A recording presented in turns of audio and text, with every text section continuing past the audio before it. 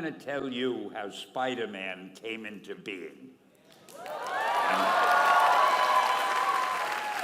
It's a true story, although sometimes it's hard even for me to believe it. But we had already done the Fantastic Four, and I think maybe the X-Men, I can't remember the order, but my publisher came to me and he said, Stan, I want you to come up with another superhero.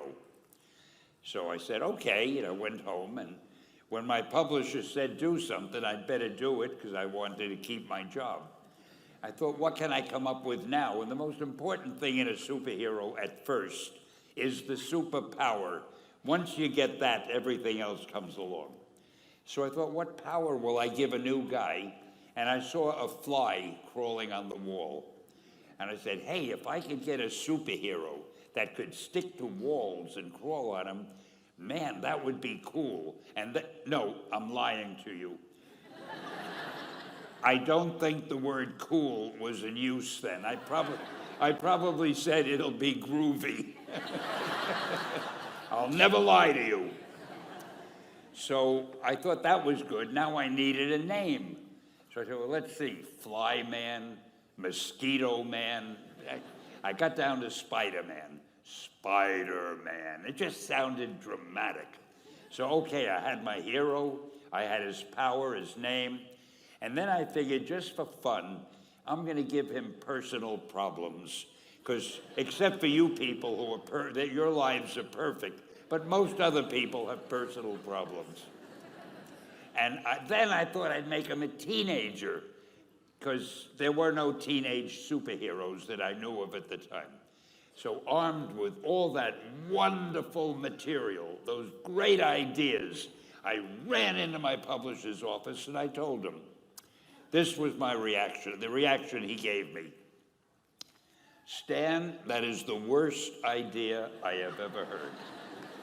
First of all, and he started to give me because he's a very logical man, very intellectual.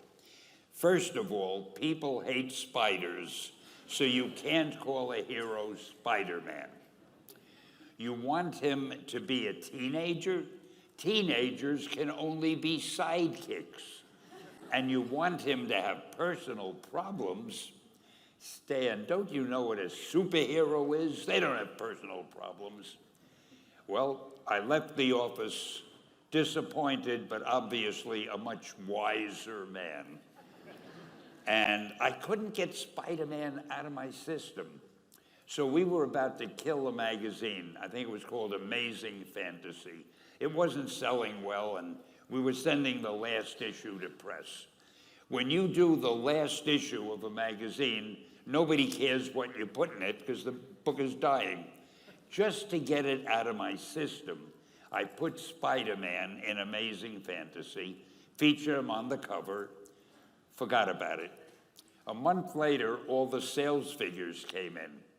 My publisher came racing into my office. Stan, you remember that character we both loved so much, Spider-Man? He said, let's do him as a series. Now, why am I telling you this? Besides the fact that I have to kill a little time. If you have an idea that you genuinely think is good, don't let some idiot talk you out of it.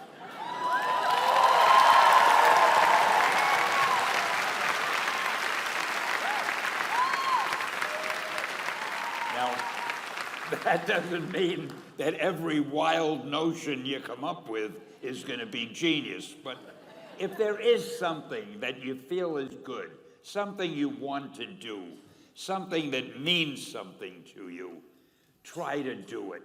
Because I think you can only do your best work if you're doing what you want to do, and if you're doing it the way you think it should be done.